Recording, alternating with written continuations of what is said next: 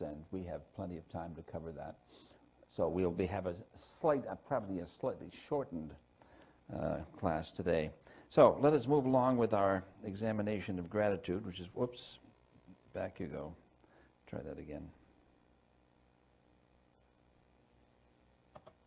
There we go. All right, so we've looked at the definition of gratitude from a couple of different perspectives, and the measurement of gratitude and so on. And I want to now to look at the consequences of gratitude, the effects of gratitude on a number of different, both psychological and, as it turns out, physiological states of the body and mind. One literature, again, the literature that we're going to be talking about is much larger than the studies that I'll be mentioning in class. I'm just going to use 2 or 3 as examples in every case. But there are many more that substantiate the general findings that we'll be discussing. It's probably no surprise that, in fact, one of the effects of gratitude is on the strengthening of interpersonal relationships. And this has typically been studied in either cohabiting and or married couples, although in other cases as well. And in general, what the literature shows is that expressions of feelings of gratitude strengthen relationships between individuals, as one might expect that they would. And we'll look at a couple or 3 examples here. A study by Gordon and his colleagues in 2012, again, found that there was a reciprocal relationship between gratitude for someone's contribution to the relationship and that individual's feelings of belonging to the relationship as well. So when you experience gratitude, you are more, the person who is the recipient of the gratitude, the person who's done something for you, also feels more appreciative of the relationship as well, and feels more committed to, more involved in the relationship. The same thing is essentially true in the study done a year earlier by Gordon and his colleagues. And these were individuals, these are couples that had been together for an average of 20 years. So this is a long-term relationship situation. And there's at least one really interesting finding in this literature. First of all, they looked at, the individuals kept a diary for I think 2 weeks or 3 weeks, in which they recorded all instances where they felt gratitude towards their partner for something they had done. And they also recorded cases where they had actually expressed that gratitude to their partner. And what they found was that both expressions of felt gratitude and actual expressed gratitude were positively related in the individual who's doing the recording to their marital satisfaction. So if you felt a lot of gratitude and you expressed a lot of gratitude, essentially, or either one, you were more satisfied with that long-term relationship than if you expressed and felt less. The really interesting finding here, well, we'll get to that in a second. The interesting finding here is if you were to bet on whether felt gratitude, feelings of gratitude that you have not expressed, or expressed gratitude, where you've actually said to your partner, expressed gratitude to them, if you were to bet which of these would be more strongly related to your spouse's, your partner's marital satisfaction, I think you would bet, as I did, that it would be expressed gratitude. You would think that expressions of gratitude directed towards your spouse would be the primary predictor of your spouse's own marital satisfaction. If you're grateful to that person, they're more likely to be satisfied with your marital relationship than if you don't express gratitude. But interestingly enough, in this study, and I haven't seen a replication of this, they found that only felt gratitude predicted the spouse's marital satisfaction. Expressed gratitude did not. And it's not clear to me why this would be true, but nevertheless, that was the finding. Only the individual's felt gratitude towards the partner was a predictor of the partner's marital satisfaction. The actual degree to which the individual expressed gratitude to the spouse or partner was not a predictor of the spouse or partner's marital satisfaction. As I said, I consider that to be an unexpected outcome, but nevertheless an interesting one. Again, as I said, most of this literature is on committed relationships, either long-term cohabitation or primarily married couples. Here's another study done by Kubaka back in the early part of this, just about 8 or 9 years ago, looking at the study of marital satisfaction and gratitude and relationship maintenance in long-term married couples. This was a longitudinal study. It took about 4 years to do. And what they found was that we're grateful to our partner to the extent that the partner is expending effort in doing things that maintain, strengthen the quality, the nature of the relationship, which is, again, no particular big surprise. And what they did find, though, was a reciprocal relationship, very much like Fredrickson's broaden and build in terms of positive affect. Reciprocal relationship such that your gratitude for your partner's contributions to strengthening the relationship, your expressions of gratitude for that lead that partner to do even more activity to strengthen the relationship. So there's a kind of a positive spiral that builds towards increasing marital satisfaction and so on. Here's another one by Algo et al., just again about 8 or 9 years ago. And this is not married but cohabiting couples.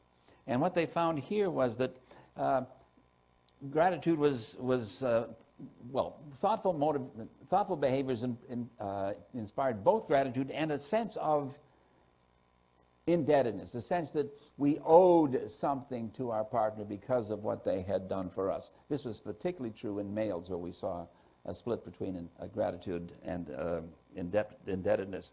And again, the expressions of gratitude, feelings of gratitude, predicted relationship satisfaction on the day following that expression of gratitude. So the results are very consistent. Expressions of gratitude motivate our partner to work harder or longer or more consistently on the quality of the relationship. They improve our quality of the relationship, our satisfaction with that relationship, and so on. Over and over again we see that. Okay. Any questions or comments about any of that, by the way? Okay. They say that one of the things that, of course, you will have heard said is that the key to a successful relationship or marriage is communication, good communication. Apparently, gratitude is also at least one of the keys to success in a relationship. When we talked about the functions of gratitude as an experience that we have, we said that one of the things it does is to motivate pro-social behavior. It motivates us, having been the recipient of some positive benefit from another and being grateful for it, it motivates us to engage ourselves in positive, pro-social, helpful, nurturing behaviors. And there's quite a literature on this, as you can imagine, because this is one of the primary functions we see, certainly from the evolutionary psychology perspective, one of the primary functions of this human emotion of gratitude. It is to motivate and reward pro-social behavior, and of course, pro-social behavior is important to us because we are an extraordinarily social species, highly dependent on our relationship with others for a number of aspects of our life functioning. So we'll take a look at a few of these studies. One of the methodologies that we'll run across a few times here in this section is writing about, expressing one's gratitude in writing. And in most cases, sending that written expression of gratitude to the individual to whom we are grateful. Now, in some cases, the methodology simply involves writing about it rather than sending it, but nevertheless, it's a common methodology. It's contrasted with individuals who write about something else, write about daily events, for example, write about unpleasant things, hassles that happened to them in the previous day. So we often have several different groups of writers. Gratitude writers, writing for things that they're grateful for. Hassle writers, as the group is typically called, writing about hassles they've experienced in the previous day. And a control group very often just writes about what happened during the day, events writing group. Anyway, I'm not sure that this is fully that way, but here's a study done back in, again, 2010, and they're looking at the effect of written expressions of gratitude versus no gratitude on pro-social behavior in individuals who wrote it. And what we find is that individuals who are more likely to be pro-social towards folks who express gratitude towards them, right? So if you've done something nice for someone and they have expressed their gratitude to you, in this case in writing, you are more likely to continue being pro-social and nurturing and helpful to that same individual. You're also, in fact, likely to be more pro-social towards other individuals apart from the one you've already helped. So it apparently causes a general increase. Being the recipient of gratitude causes a general increase in our tendency to behave in pro-social ways, not just to the individual who is grateful to us, but to other individuals who may merit or need or require or request our help. They were interested in this study in what were the feelings in the individual who was the recipient of the grateful expression. What were the feelings that mediated their tendency to increase or maintain their pro-social behavior? And they looked at a number of different aspects: positive affect, self-worth, competence, and so on. And what they found was that the main mediator of increased pro-social behavior that occurs as a consequence of being the recipient of expressions of gratitude is an increased sense of self-worth, as value, our value as an individual. Essentially, self-esteem as worthiness is what led people who were the recipient of expressions of gratitude to become or maintain their level, become more helpful, or to maintain their current level of helpfulness. So we feel better about ourselves as an individual when someone is grateful to us. And that feeling better about ourselves, our increased self-worth, seems to be what motivates this maintenance of or increase of pro-social behavior in others, at least as this particular study determined it. Study again by Fro and Bono are two people who've done quite a bit of work in this area. And this is an interesting one because it's working with a younger individual sample. We're looking at adolescents' gratitude and social integration. And this is a longitudinal study. They looked at feelings of gratitude. They looked at, and social integration essentially is a broad concept that essentially refers to our feeling of belongingness in a group, our feeling of wanting to help and maintain the cohesiveness of the group, and so on. That's what broadly what social integration was and how they were measuring it. And so they looked at 3 different time periods, T1, time 1, time 2, and time 3, to look at these various aspects. So they looked at gratitude, they looked at pro-social behavior, and they looked at feelings of or attitudes towards social integration by these individuals. And they found that the extent to which individuals engaged in pro-social behavior at the second measuring point, time 2, was predictable from the amount of gratitude they had experienced or expressed or recorded in time 1. And the amount of gratitude in time 1 was also predictive of their feelings of social integration at time 3. Right? So it had a long-term effect on these individuals. Commitment to the groups to which they belong, their sense of belongingness to those groups, and so on and so forth. And again, the finding that a number of studies have reported over the years is that gratitude motivates pro-social behavior, and so there's a kind of a positive spiral, so that gratitude and pro-social behavior are mutually reinforcing. Right? And so we end up doing much more when others express gratitude for things that we've already done, which motivates us to do more, which elicits more expressions of gratitude, which motivate to us to do still more, and so on and so forth.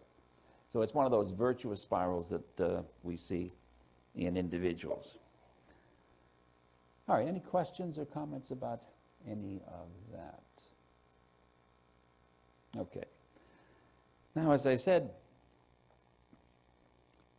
like many of the, well, most, if not all, of the positive emotions and traits that we've considered, gratitude has an impact, a measurable impact on our health and our well-being in a number of different ways. And again, this literature is not quite as big as the literature on relationship maintenance or the literature on pro-social behavior, but nevertheless, there are enough studies to indicate in a variety of different domains that we see benefits to our health of experiencing and feeling gratitude, expressing it towards the others.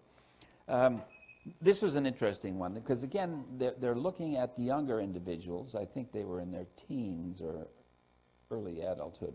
It's about a 15-year-old study. And they were looking at the relationship between gratitude, or thankfulness as they called it, and a number of different kinds of mental issues, which are broadly categorized as externalizing disorders versus internalizing disorders. Externalizing disorders are, if you like, antisocial behaviors, acting out in the real world towards others. Right? So it could include everything from insults to assault, physical assault, and general antisocial behavior, theft, fraud, and so on. Internalizing behaviors are, as the name suggests, they are internal psychological states that we find disturbing. The two most common ones that we always refer to are anxiety and depression. So if you're experiencing either one of those to a pathological degree, you are experiencing an internalizing disorder. If you are acting out in ways that are harmful to others, antisocial in some ways, you're experiencing an externalizing disorder. And what they found was that gratitude was negatively related to the experience of either internalizing or externalizing behaviors. In a sense, it is therefore in some sense protective of us in terms of its relationship with psychopathology, at least according to this study, and there are several others very similar to that. On a kind of more mundane level, right, a study by Wood and his colleagues, again from about 10 years ago, found that higher feelings of gratitude are associated with better sleep. Now, this is significant because, as I'm sure you know, and there's been a growing literature on this in the last decade or so, sleep quality and sleep duration to a lesser extent is a really, really, really, really important predictor of cognitive functioning, academic functioning, and a number of other psychological states. And what they found was that individuals who experienced or expressed gratitude slept longer and had higher quality sleep than those who had fewer occasions to experience or feel gratitude. Right? And they were interested in what it was about this gratefulness that led to this relationship. And what they determined was that the main factor here determining the relationship or guiding the relationship between thankfulness or gratitude and sleep quality was the quality of the thoughts that the individual had just as they were going to sleep. I mean, you can think about it in your own life. You lie down, you're getting ready to sleep, and thoughts go through your head. Hardly any of us can lie down without without some mental events happening. And sometimes those thoughts are positive, happy thoughts about things, nice things that have happened to us and so on. Sometimes those thoughts are not so positive, about bad things that happened or about things we're worried about in the future or whatever. And what they found was that individuals who had reason to be grateful and experienced that feeling were more likely to have positive thoughts prior to falling asleep compared with those who were experiencing less gratitude. Okay, yeah, and there was no relationship between personality variables and the Big Five or any of that. It was mostly this mediation by positive cognitions, if you like, proactive cognitions. I'm just going to summarize this quickly. Again, this is about an 8 or 9 year old study. As I said, the literature on gratitude has been growing in the last decade or so. It's now a much more active area of research than it was, say, 25 years ago, where very few people were working on it. Anyway, so Kahlo did a study in which he looked at the relationship between experienced or trait, I think this was trait gratitude, was on the GRAT, right? And a number of different aspects of psychological and physical wellness. And he found that scores on the GRAT, which, as you remember, reflect both a sense of abundance, simple pleasures, and appreciation of others. So it's a wide-ranging look at our general sense of gratitude. It's trait gratitude that we're measuring in this case, not state gratitude. Was positively related to measures of health and well-being in these college students the university students that they were studying. So again, an indication that this mental state, like so many others, has an impact on physiological functioning in a number of ways.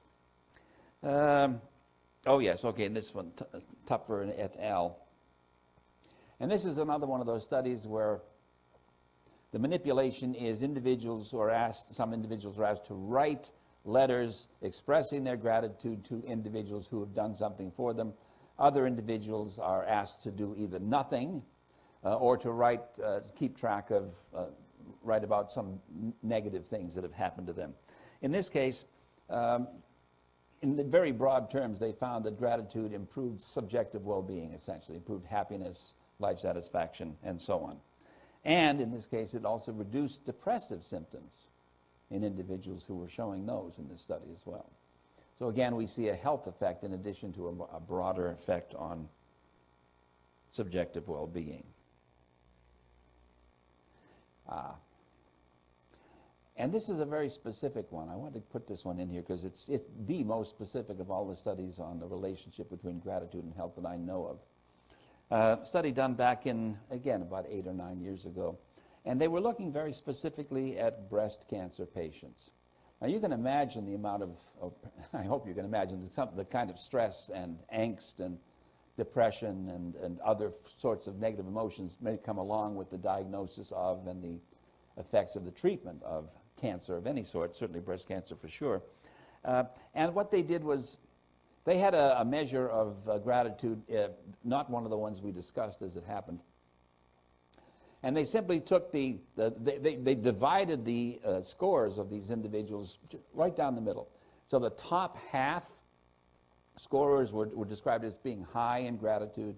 The bottom half of the scorers were described as being low in gratitude, although, of course, at the middle they would have been very close together. And they then looked at and followed them for a number of quite some time to see how they were doing. And what they found was that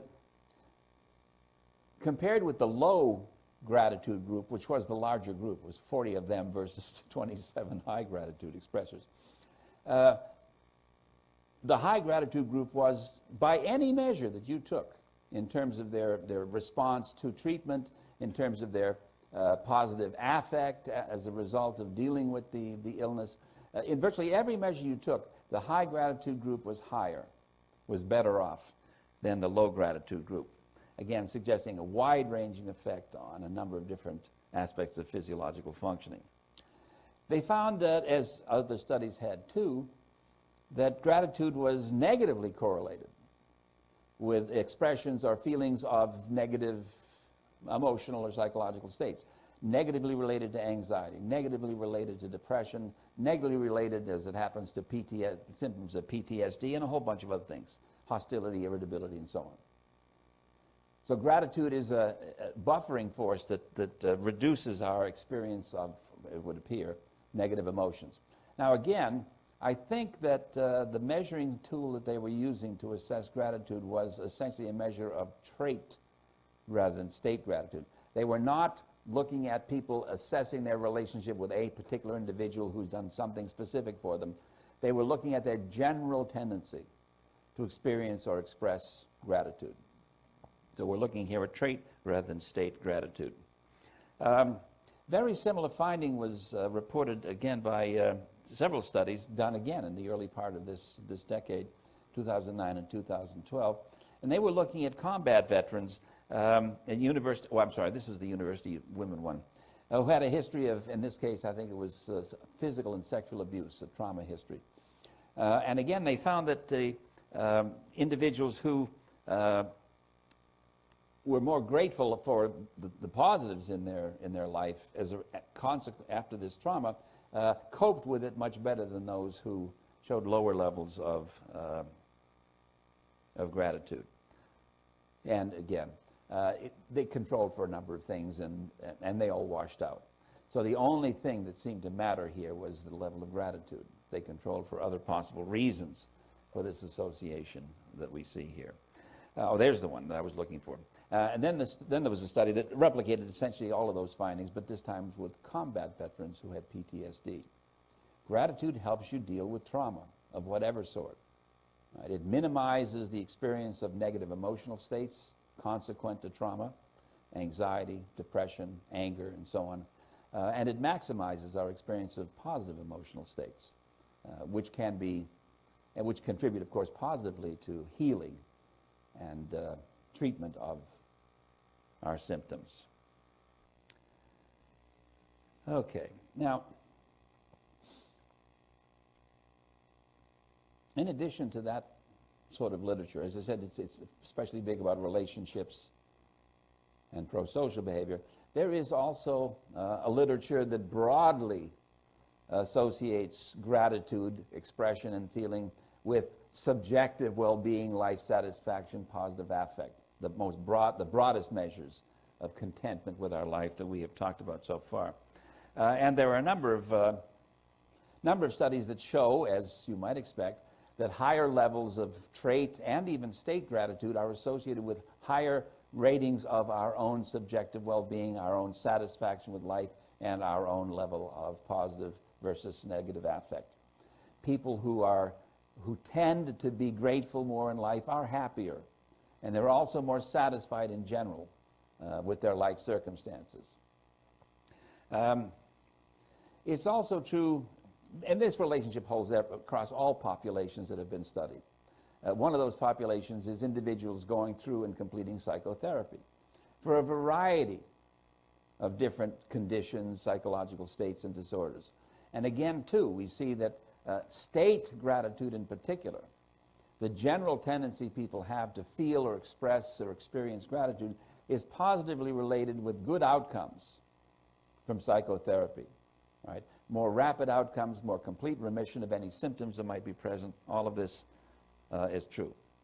We'll leave that alone. Okay. And again, one of the interesting things about this literature, when we're looking at measures of trait gratitude, we're looking at something that is relatively unchanging, relatively static, and which we can manipulate only in the sense of we can compare people who are high in trait gratitude with those who are low in trait gratitude and see how they differ in a variety of circumstances. What we would much be able to prefer to do, what we'd much prefer to be able to do and can do in this case is to manipulate the individual's sense of gratitude, create a positive sense of gratitude in some individuals, not in others, and compare their responses in a variety of situations.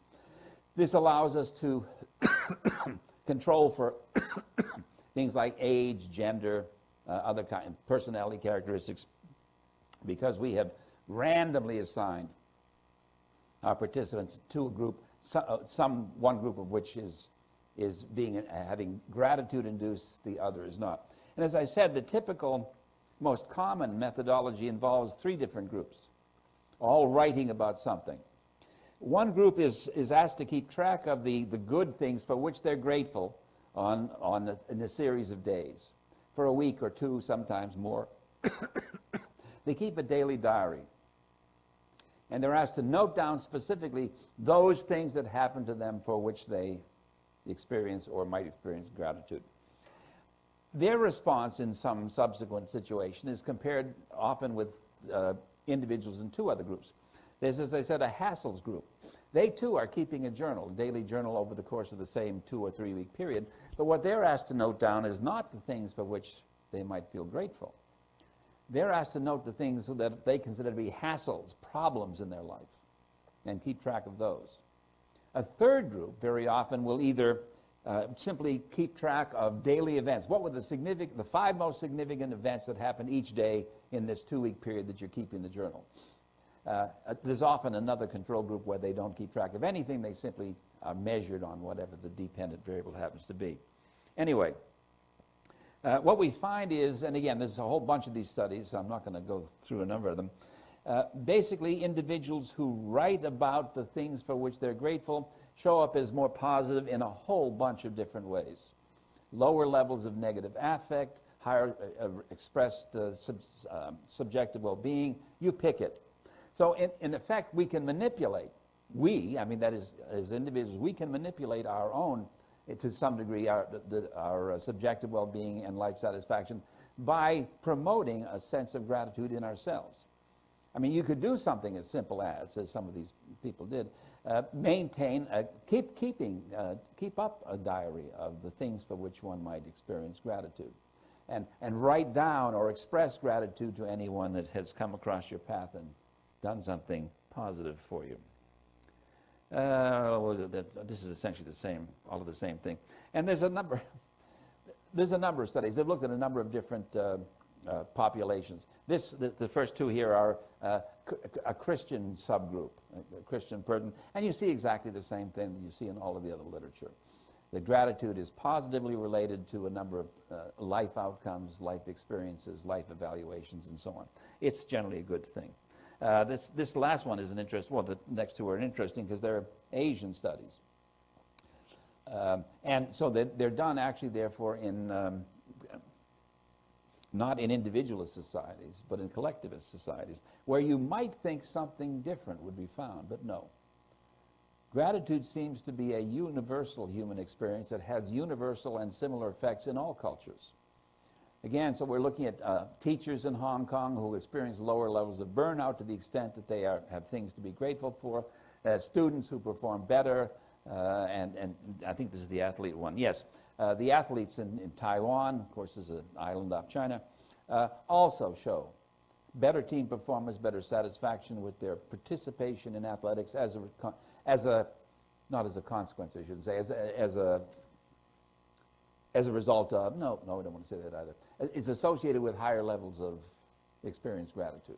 We don't know if it's causal, of course. It could be that individuals who are high in trait gratitude are simply more positive about all kinds of things, including their athletic participation in a Taiwanese high school. We'd like to think that, in fact, the gratitude, since this is not a manipulation, we're not sure exactly what this is about, but it's consistent with all of the other findings that we have from this literature, that gratitude is a good thing. Count your blessings, people have often said, and essentially that's what gratitude is. Be aware of the good things that happen in your life and respond to them when they are benefits conferred on you by others. Respond to them by expressing that gratitude to somebody else, to that person. That expression of gratitude makes us feel better, and it certainly makes the person to whom we express that gratitude feel better, and it increases both ours and their probability of engaging in supportive, pro-social, helpful behavior in the future. It is, as I said, a very positive emotional state. Now, it's interesting. We've talked about, in several places, we've talked about the relationship between personality variables and various positive life outcomes. There are several studies that suggest that the mediating variable between that personality characteristic and that positive life outcome is, among other things, gratitude. Right? So, for example, if we take this study, Ziskis, again, 2011, you see how everything's pretty much in the last decade in terms of this literature. They're looking at the relationship between one of the big five factors, agreeableness, and subjective well-being. And what they found was that that relationship is due to, if you like, is completely mediated by gratitude. Only individuals high in gratitude show this relationship. Right? Individuals low in gratitude don't have that positive relationship between agreeableness and subjective well-being. They found a similar but not complete mediating relationship between subjective well-being and extroversion. In general, extroverts have a higher expressed level or rated level of subjective well-being. Some of that relationship, according to this study, is due to the relationship between extroversion and gratitude. Grateful extroverts are the ones who show relationship between extroversion and subjective well-being. Those who are not grateful, you don't see that relationship. Right? So again, in some cases, and we'll see another one of these, again, another study looking at the relationship between the big 5 variables, the ones we mentioned in personality, and general well-being after controlling for a variety of things. And here we see gratitude expressing, reflecting a significant amount of the variance that relates these personality characteristics to subjective well-being. And the last one I wanted to mention, I think it's the last one I want to mention. Whoops. Yep, back up. This is a study by, I can't remember this one too well, Fagley. Again, 2012. Gratitude and appreciation, which is, of course, measured by the GRAT, explains significant variance in life satisfaction, one of our components of subjective well-being, even after we control for differences in the big 5 factors of personality. So gratitude, again, is shown as a mediating variable in a number of circumstances between personality variables and subjective well-being, life satisfaction, and so on. And there are other mediating characteristics. Forgiveness, as a matter of fact, is one of those, and that'll be our final topic. Now,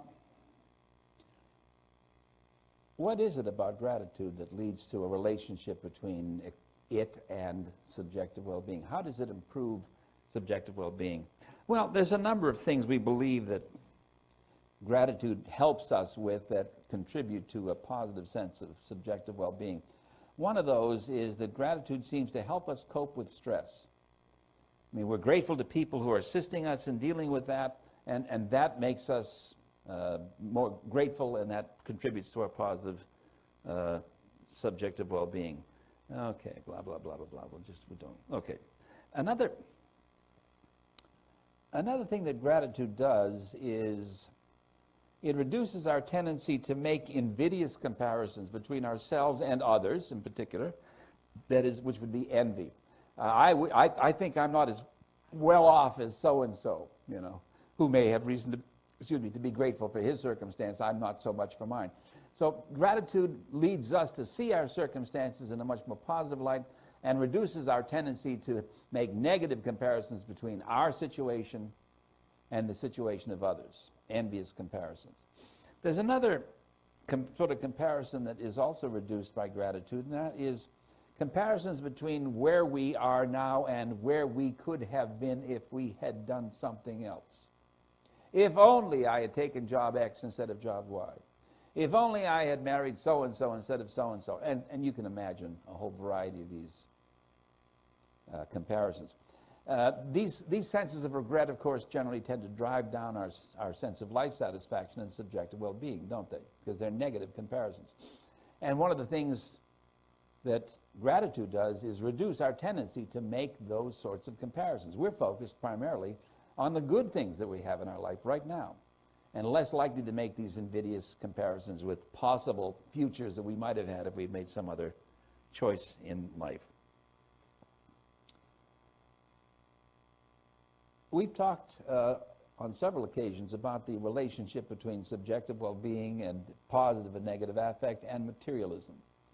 That is, the desire for, the longing for, the lusting after physical things, right? Stuff in the world. And it's very, very, very clear from that literature, which comes at the topic from a variety of different directions, that materialism is generally a mental attitude that is not conducive to greater happiness. We can say that as much for sure, right? That individuals with non-materialistic goals and strivings are much happier than those who are after wealth and power and fame and success and all those external trappings of things. And there's some indication that one of the things that gratitude may do is to reduce our tendency to be materialistic. And of course, to the extent that it does that, it's going to improve our subjective well-being, increase the amount of positive affect rather than negative affect that we experience, and so on. And we've already talked about, as I said, all of that. So in general, grateful people tend to be less materialistic, right, than others. And that's a good thing. Okay. Oh, and I'd forgotten about this one, the Froh study. And what they found was that in this case, the relationship between materialism and subjective well-being, which of course is an inverse one, the higher you are in materialistic strivings, the lower will be your subjective well-being, is moderated almost completely by gratitude. Individuals high in gratitude don't show this relationship between materialism and subjective well-being because they're not materialistic. Those low in gratitude do. All right, there we see that same relationship. Okay.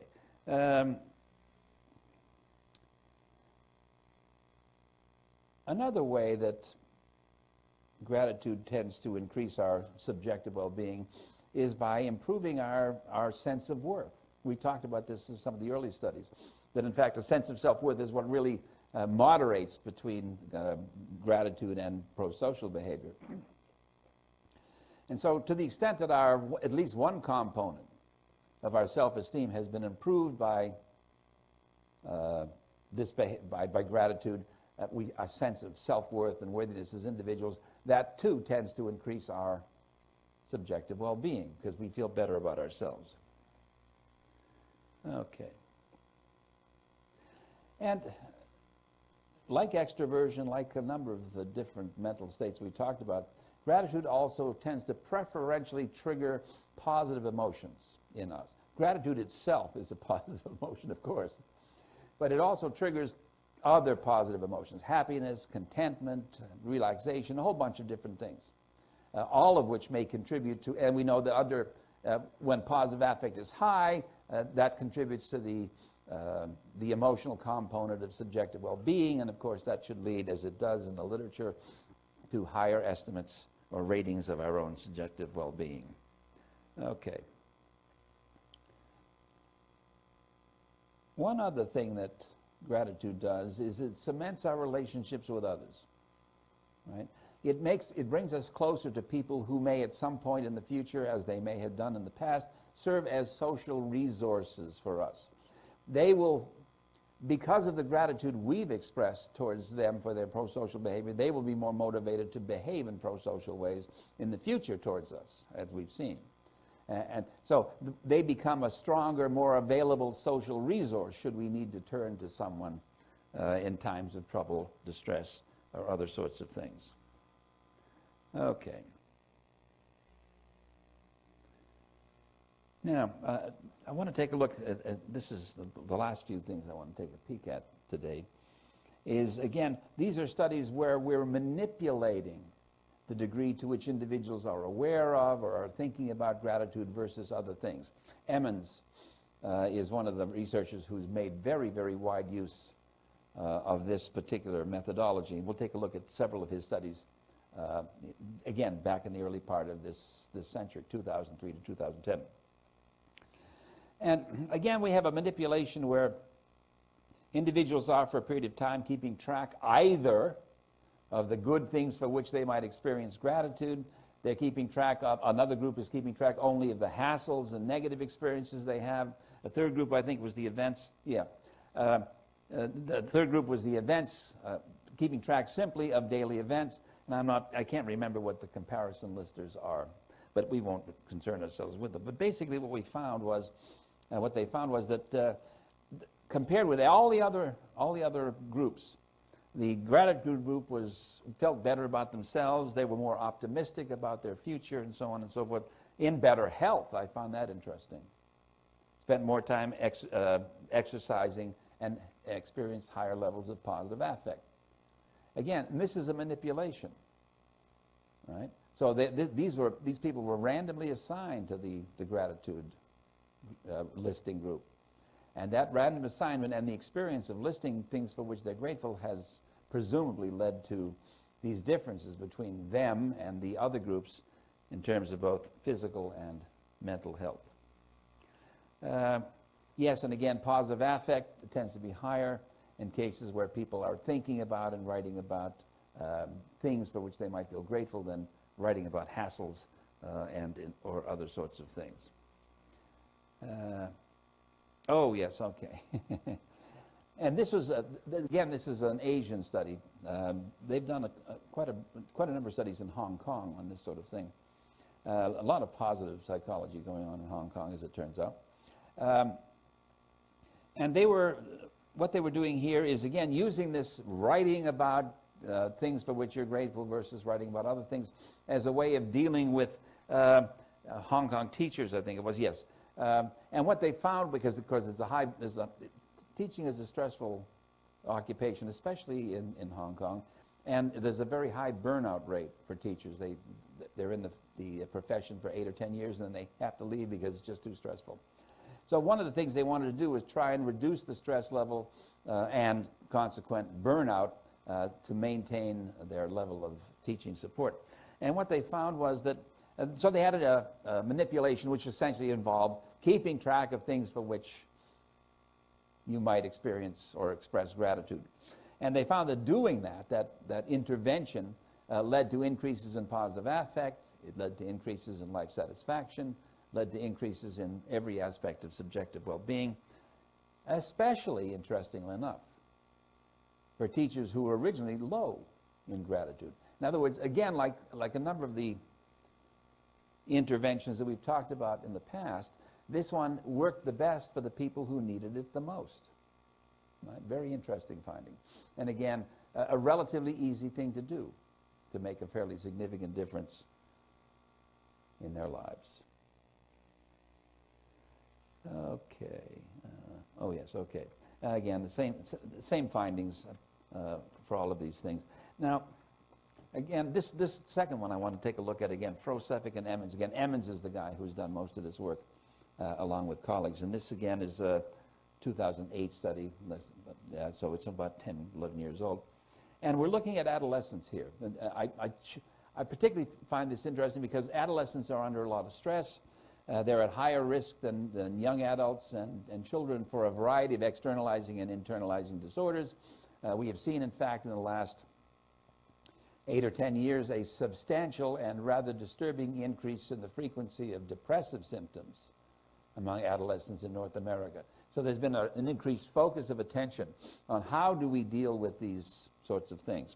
And one sort of manipulation that might help, at least in some ways, is, again, an intervention which asks adolescents to think about and record cases of positive stuff that others do for them for which they might feel grateful. And again, this is that manipulation. We have 3 groups here randomly assigned to either keep track of hassles, negative things that happen, keep track of things for which they might experience gratitude, and I think the events condition, which is they simply keep track of things that happen to them during the day, the 6 or 7 most salient events of the day. And what they find following these kids over a number of weeks is that those who write about things for which they might feel grateful are much better off at the end. More gratitude, more optimism, more positive affect, more life satisfaction, pretty much everything. And importantly, in the school system, more satisfaction with their school experience at the 3-week follow-up period. So this very simple manipulation, which is something we can do for ourselves if we want to. I mean, we can start keeping track of the things for which we're grateful, right? Rather than having it imposed on us as a condition by a researcher, has a positive impact on the life and experiences of the individuals who engage in it. Again, this is again children and adolescents. So we're moving down the age scale from the typical adult population that's studied in these cases. Again, I think Emmons was another one of the co-authors on this particular paper as well, because it's just 1 year later than the previous one. And again, so what we have here is young people who write and deliver to someone a letter expressing their gratitude for what that person has done for them. It could be a parent, it could be a neighbor, it could be a teacher, it could be a doctor, it could be anybody in their lives to which they might feel gratitude. But expressing it makes a big difference. And what we find here is that individuals who do this, who deliver this letter expressing their gratitude to the individual, experience and express more positive affect. They're happier, more content, whatever you want to say, than individuals who are simply listing events that happen during the day. And again, as in some of the other cases, we see this effect most dramatically in those individuals who were least likely to be experiencing positive affect at the beginning of this manipulation. So it does the most good for the people, in some sense, that benefit the most from it, who need it the most. Yeah. Are there any studies that compare the strength of the outcome for writing the gratitude versus just thinking about it? I haven't seen those. No, I have not seen those.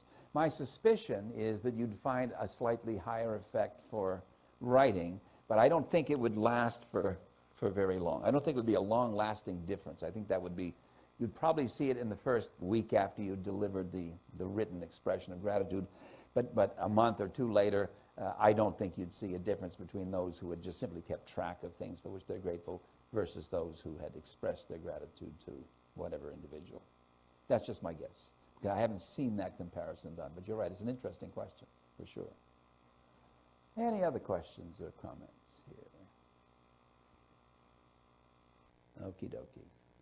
All right, well, that finishes our look at gratitude, and next time we will begin our last topic, which is forgiveness. So we'll see you on, what's today? We'll see you on Tuesday. Take care, have a great weekend.